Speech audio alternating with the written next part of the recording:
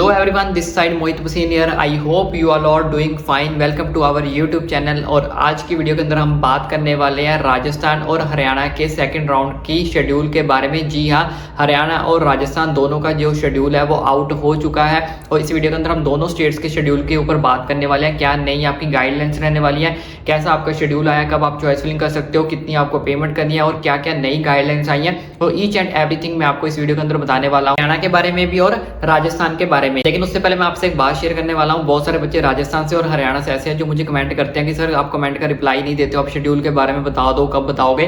तो ऐसा नहीं है, अगर मैं आपके कमेंट्स का रिप्लाई नहीं दे पा रहा हूँ तो मैं आपके कमेंट्स को रीड नहीं करता हूँ। तो जैसे आपको पता है इस टाइम पे सारी स्टेट्स की काउंसलिंग चल रही है, उधर से पंजाब की, हरियाणा की, उत्तराखंड की, एमपी की, छत्तीसगढ़ की, दिल्ली की, तो डबल ट्रिपल सी की भी चल रही है। तो इसके लिए क्या होता है, कई बार एक सिंगल पर्टिकुलर पर्सन के लिए इतने सारे कमेंट्स का, कोई पंजाब से मैसेज कर रहा है, कोई यूपी से कर रहा है, तो कई बार टाइम लग जाता है उस चीज़ को मैनेज करने में। तो ऐसा नहीं है मैं अगर आपके कमेंट्स रीड नहीं करता हूँ, तो आपके कमेंट्स रीड करता हूँ तभी मुझे पता चला है ना कि जो बच्चे बोल रहे हैं कि राउंड 2 के शेड्यूल के बारे में बता दो, तभी मैं आज आपके लिए वीडियो बना रहा हूँ ना। तो आपका काम है सिर्फ कमेंट करना। अगर मैं आपको रिप्लाई नहीं दे पा रहा इसका मतलब ये नहीं मैं आपके कमेंट्स को रीड नहीं कर रहा हूँ, मैं आपके कमेंट्स को रीड कर रहा हूँ। आपकी क्वेरी जो भी है उसको मैं समझ रहा हूँ, सुन रहा हूँ, तभी मैं आपके लिए वीडियो लेके आ रहा हूँ ना। तो आप अच्छे से चैनल को सब्सक्राइब मारा करो और अच्छे से चैनल पे दबा के कमेंट्स मारा करो। कोई दिक्कत परेशानी वाली नहीं है, जो आपकी क्वेरी है ओपनली नीचे जाके कमेंट मारो। तो चलिए शुरू करते हैं वीडियो को। तो सबसे पहले बात करते हैं राजस्थान के शेड्यूल को लेकर कि राजस्थान का क्या शेड्यूल आया, क्या नई गाइडलाइंस आई हैं। फिर उसके बाद बात करेंगे हरियाणा के शेड्यूल को लेकर। और जो बच्चे हरियाणा से हैं उनको मैं यहाँ पे टाइमर दे दूंगा, तो आपकी जो वीडियो वो इस टाइमर पे जो है स्टार्ट हो रही है, तो आप स्किप करके राजस्थान की आप सीधा सीधा जो बच्चे हरियाणा से वो वहाँ पे जाके अपने हरियाणा का शेड्यूल जो वो चेक कर सकते हो। यहाँ पे आपको टाइमर जो वो शो हो रहा होगा। तो जैसे कि आप देख सकते हो हम आ चुके हैं राजस्थान आयुष काउंसलिंग की ऑफिशियल वेबसाइट के ऊपर। तो जैसे आप गूगल के ऊपर सर्च करोगे, सर्च करने के बाद ये फर्स्ट नंबर वाली हमारे पास ऑफिशियल वेबसाइट है। तो जैसे आप इसके ऊपर क्लिक करोगे, क्लिक करने के बाद इस तरह का इंटरफेस जो आपके सामने ओपन हो जाएगा।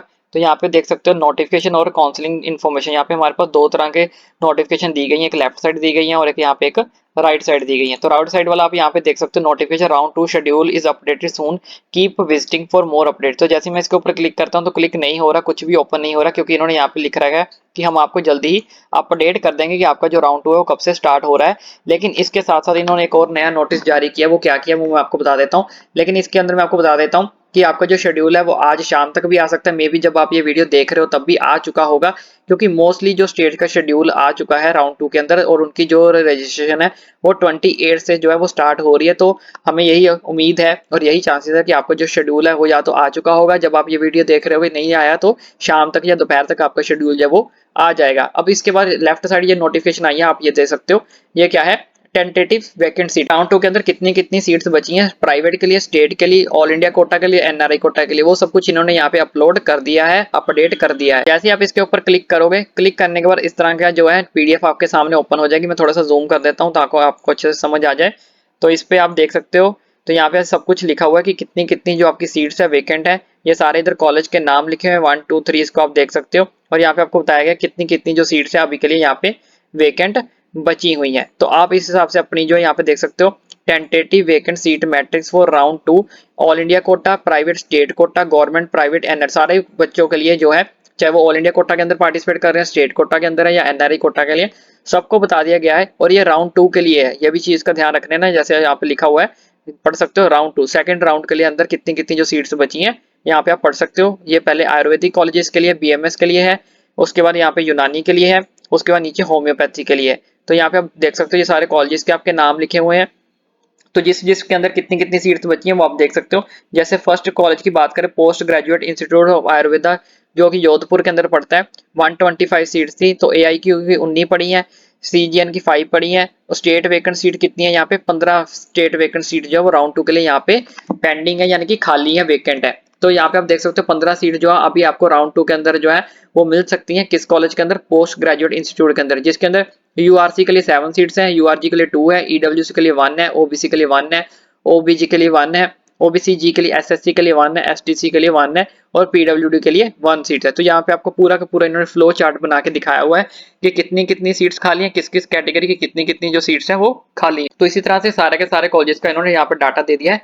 आप इस पीडीएफ को डाउनलोड करके अच्छे से जो फाइंड आउट कर सकते हो और उस हिसाब से आपको जो है अपनी चॉइस फिलिंग भी कर सकते हो। और आपको जो प्रेफरेंस लिस्ट बनाने में भी जो आपको ये पीडीएफ काफी ज्यादा हेल्प करेगी कि कहाँ पे कितनी कितनी सीट्स खाली हैं तो यहाँ पे आप ये एक वाला कॉलेज देख सकते हो जो गवर्नमेंट आयुर्वेदा महाविद्यालय अजमेर के अंदर पड़ता है। यहाँ पे काफी ज्यादा सीट्स खाली है, यहाँ पे 46 सीट्स खाली हैं जिसको मैं हाईलाइट किया हुआ है, देख लो। तो इसमें आपको काफी ज्यादा अच्छा जो कॉलेज इसके अंदर चांस मिल सकते हैं। 46 सीट्स खाली हैं इस कॉलेज के अंदर। तो इस हिसाब से आप जो अपनी वो भी बीएमएस की, तो इस हिसाब से आप अपनी जो है चॉइस फिलिंग कर सकते हो। ये आपको काफी ज्यादा हेल्प करेगी। ये यूनानी के आगे, ये नीचे आपको होम्योपैथिक के आगे, ठीक है। उसके बाद यहाँ पे आ गया योगा BNYS के लिए। तो इस तरह से आप देख सकते हो ये सारे के सारे कॉलेजेस की इन्होंने लिस्ट जो है हमें प्रोवाइड कर दिया। इसके अलावा कोई और अपडेट निकल कर आती है काउंसलिंग के रिलेटेड या फिर शेड्यूल के रिलेटेड, वो डेफिनेटली आपका भाई आप तक जो है वो पहुंचा देगा। इसके साथ साथ इनका एक दूसरा नोटिस भी आया है, वो भी मैं आपको दिखा देता हूँ। ये दूसरे नंबर वाला, ये भी आप पढ़ सकते हो। Tentative list of Ayush colleges of Rajasthan participating in admission की, कौन कौन से कॉलेज जो वो पार्टिसिपेट कर रहे हैं राउंड 2 के अंदर। तो जैसे आप इसके ऊपर क्लिक करोगे, क्लिक करने के बाद इस तरह का जो PDF आपके सामने ओपन हो जाएगी। जूम करके दिखा देता हूँ, ये भी राउंड 2 के लिए है। तो आप देख सकते हो कितनी कितनी सीट्स हैं, टोटल सीट्स कितनी है, स्टेट की सीट्स कितनी है, और यहाँ पे फीस स्ट्रक्चर लिखा हुआ है और परमिशन भी लिखा हुआ है। ये NCIM द्वारा जो है वो परमिशन इन कॉलेजेस को मिल चुकी है। ये पूरी की पूरी PDF भी आप देख सकते हो, और साथ में आपको यहाँ पे पूरा का पूरा फीस स्ट्रक्चर जो है वो पता लग जाएगा कि किस कॉलेज की कितनी कितनी जो फीस है वो रहने वाली है पर ईयर की। तो ये BMS के लिए, इसी तरह नीचे यहाँ पे होम्योपैथी के लिए दिया हुआ है, और यहाँ पे प्राइवेट यूनिवर्सिटी भी है इसके अंदर, देख लेना अपने हिसाब से। तो उसके बाद यूनानी के लिए, तो ये PDF भी आपके लिए जो काफी काम आएगी, आपको बता देगी आपकी जो फीस है किस कॉलेज के अंदर कितनी कितनी जो वो रहने वाली है, चाहे वो गवर्नमेंट है चाहे वो प्राइवेट है। जैसे ही आप गूगल के ऊपर हरियाणा आयुष काउंसलिंग सर्च करोगे, सर्च करने के बाद ये हमारे पास फर्स्ट नंबर की इनकी ऑफिशियल वेबसाइट है, तो UG एडमिशन 2022 एंड 23। तो जैसे आप इसके ऊपर क्लिक करोगे, क्लिक करने के बाद इस तरह का इंटरफेस हमारे सामने ओपन हो जाएगा। तो यहाँ पे हमने जाना है 23-24 वाले बच्चों के लिए। तो यहाँ पे ग्रीन कलर का आप देख सकते हो। तो जैसे आप UG एडमिशन के ऊपर क्लिक करोगे, क्लिक करने के बाद इस तरह का इंटरफेस आपके सामने ओपन हो जाएगा। तो यहाँ पे कुछ टर्म्स एंड कंडीशन और शेड्यूल जो है वो आपका आ चुका है राउंड 2 के लिए, हरियाणा आयुष काउंसलिंग के लिए। तो सबसे पहले मैं आपको जो है शेड्यूल दिखा देता हूँ, फिर उसके बाद इनकी यहाँ पे जो टर्म्स एंड कंडीशंस नहीं आई हैं वो मैं आपको समझा देता हूँ। तो यहाँ पे जैसे ही मैं क्लिक करूंगा, क्लिक करने के बाद इस तरह का जो शेड्यूल है आपके सामने ओपन हो जाएगा। थोड़ा सा जूम करके आपको दिखा देता हूँ। तो यहाँ पे जूम करके देख लो, आपकी जो रजिस्ट्रेशन है वो 28 तारीख से स्टार्ट हो रही है, और 2 तारीख तक आपकी जो है रजिस्ट्रेशन चलेगी। अप टू कब तक, शाम 5 बजे तक जो आपकी रजिस्ट्रेशन चलेगी राउंड 2 के लिए। उसके बाद मेडिकल बोर्ड फॉर PW जो बच्चे कैंडिडेट्स हैं उनको अपना बेंचमार्क डिसेबिलिटी सर्टिफिकेट जो 30 तारीख को करना पड़ेगा। उसके बाद disable provisional allocation of seat का जो रिजल्ट है वो आपका 3 तारीख को आ जाएगा। उसके बाद नीचे चलते हैं, यहाँ पे submission of grievance through portal link regarding allocation, मतलब आपको कोई एलोकेशन अपनी सीट के रिकॉर्डिंग अगर आप कुछ करना चाहते हो तो आप 4 तारीख दोपहर 2 बजे तक कर सकते हो। उसके बाद आपकी प्रोविजनल एलोकेशन जो सीट्स है वो आपकी आउट हो जाएगी कब, 5 तारीख को। उसके बाद submission two of tuition fee, जो आपको ट्यूशन फी सबमिट करनी पड़ेगी वो आप कब तक कर सकते हो, 6 तारीख से लेके 10 तारीख का जो आपको टाइम दिया गया है। उसके बाद नीचे चलते हैं, प्रिंट फ्री पेमेंट स्टेटस, और आपने प्रिंट निकाल लेना अपने ऑनलाइन पोर्टल का, download provisional letter, document verification and formalities with provisional allocation letter at allotted college for final joining. फिर आपको जो अलॉटेड लेटर जो है अलॉटेड कॉलेज के अंदर लेके जाना है फाइनल ज्वाइनिंग के लिए। इसके लिए जो आपको टाइम दिया गया है वो 6 तारीख से लेके 12 तारीख का टाइम दिया गया है, दोपहर 3 बजे तक जो है 12 तारीख को आप जा सकते हो 7th नंबर प्रोसेस के लिए। इस सारे के सारे प्रोसेस के लिए आप देख सकते हो।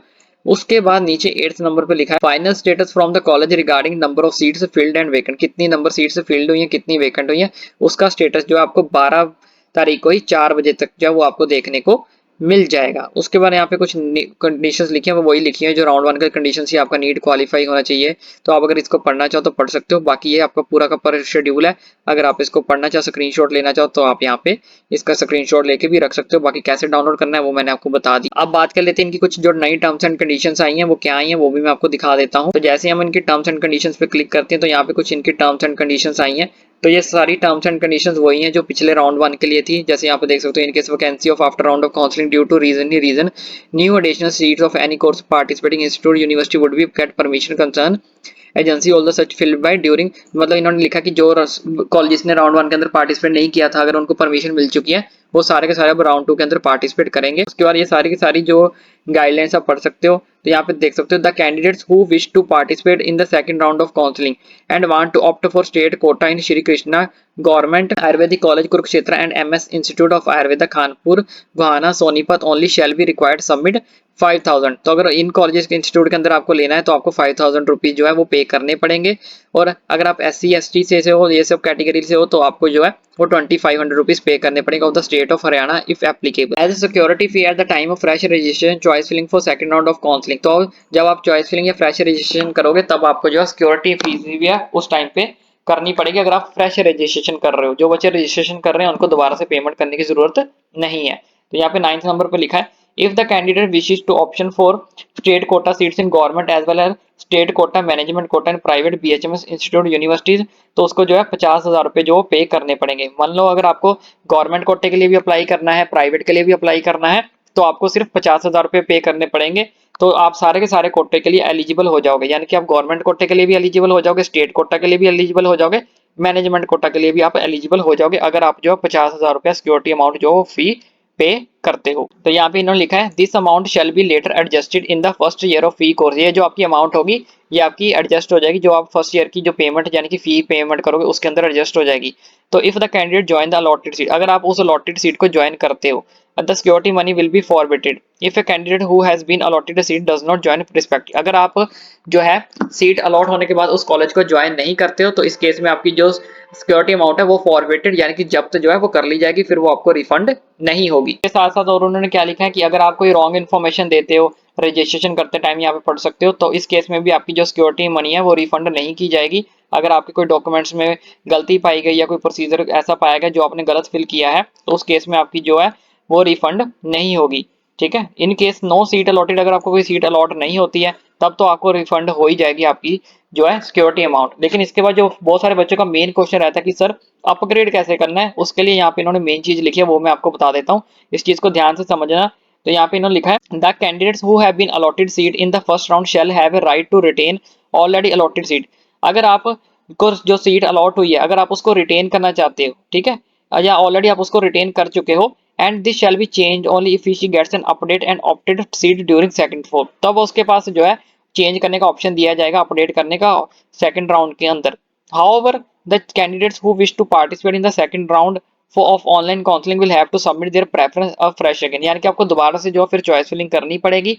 And candidates who have been allotted seat number 1 should give the fresh choices in order of preference for the college coursing which they upgrade themselves। तो इन्होंने यहाँ पे लिखा है candidates who have been allotted seat in round 1, जिन बच्चों को candidates को सीट अलॉट हो चुकी थी राउंड 1 के अंदर, should give the fresh choices, उनको भी फ्रेश चॉइसेस देनी पड़ेगी इन ऑर्डर ऑफ प्रेफरेंस, अपने प्रेफरेंस के हिसाब से, for the college and courses के हिसाब से, in which they wish to upgrade themselves, और जिस कॉलेज के अंदर वो अपग्रेड करना चाहते हैं उन कॉलेजेस को वो आप डाल सकते हो। यानी कि हर बच्चे को एक तरह के आप कह सकते हो कि दोबारा से जो है चॉइस फिलिंग करनी पड़ेगी, आप कॉलेज सेम जो है वो नहीं डाल सकते। बाकी इन्होंने वही सब पुरानी की पुरानी गाइडलाइंस लिखी है डॉक्यूमेंट वेरिफिकेशन के लिए, अगर आप इस सब चीजों को पढ़ना चाहते हो तो पढ़ सकते हो।